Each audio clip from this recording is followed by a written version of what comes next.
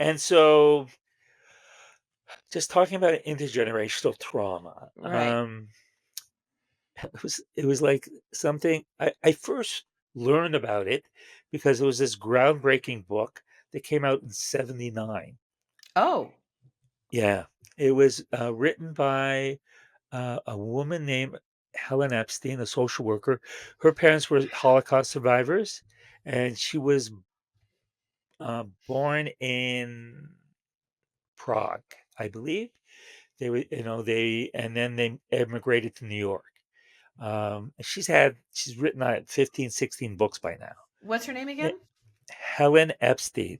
Okay. And the book it's on my bookshelf, Children of the Holocaust, I believe. Okay. Interesting. And it's been reprinted many times. That's interesting. It was a groundbreaking book. Oh, yeah. She went around the world, interviewed hundreds of children of Holocaust survivors. Kind of like what I did. But Mhm. the difference was, and I've actually reached out to her. The difference was that everyone she interviewed was uh, they were under 30 because it was Oh, because she interviewed them in the 70s, and so sure.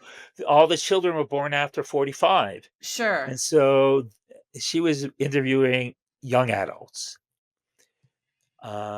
When I did my research, I'm interviewing the same people. Well, not the identical same people, but the Mm, same type of group, people. and Yeah. they're in their 60s and 70s now. Oh, I bet there's such a difference in those 2 Oh my books. It's God, it's like Oh, yeah.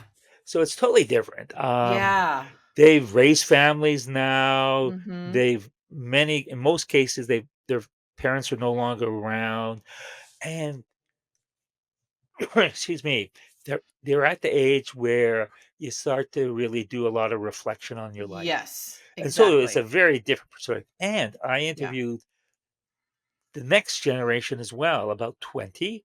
So they were third generation, they were grandchildren of Holocaust survivors.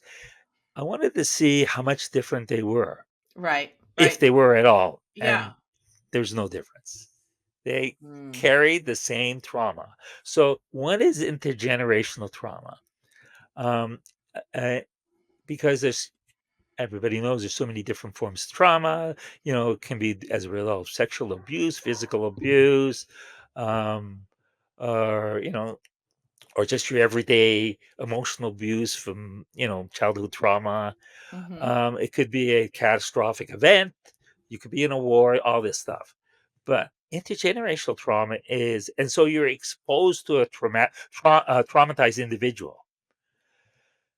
Intergenerational trauma is different because and I'm not a scientist or anything like that, but I am told that trauma is buried in your body Yes. and can alter your genes, Gets into your and as a DNA. result, it can be passed on Yes. to you without being traumatized by your parents. Correct. And so there's all these things that I now see were things that I inherited. They Mhm. weren't. So first, I don't have my father's anger, but I certainly inherited his avoidance of being in the spotlight. And Mm. why did he have that? Well, because when you're in a concentration camp, you never really want to be noticed. You Right. want to just That kind makes of sense. blend into the crowd because Mhm. those who are noticed um, could be beaten or killed. Mhm. And so, for instance, you learned if you're marching to he did forced labor, and so you would march to the factory, maybe in a group in rows of five. You don't want to be on the outside because they're the ones most likely to get beaten. Yeah. And so that's kind of how so intergenerational trauma is kind of trauma that you inherit from someone who survived the trauma. Mhm. And um, maybe some of the best example I have of, and not only are is trauma inherited, but memories as well. What do you mean by that? So I have a perfect example.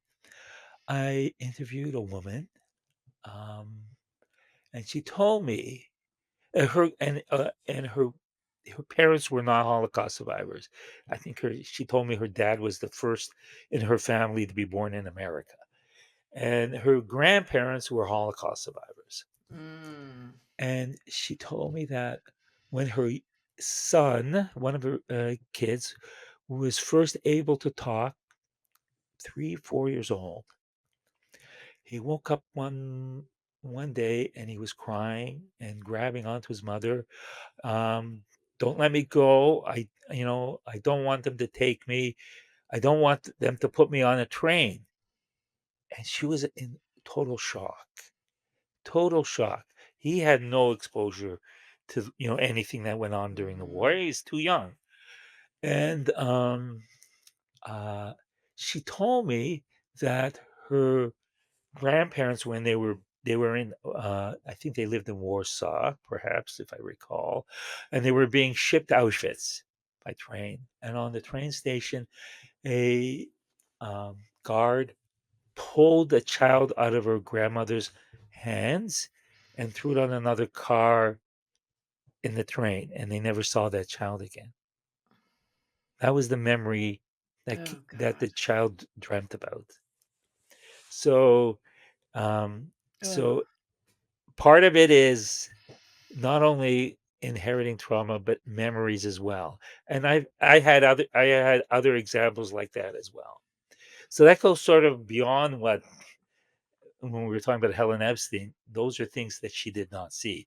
And so I Yeah. remember when I sent her a list of questions, she goes, I don't know. She goes, you're way ahead of me.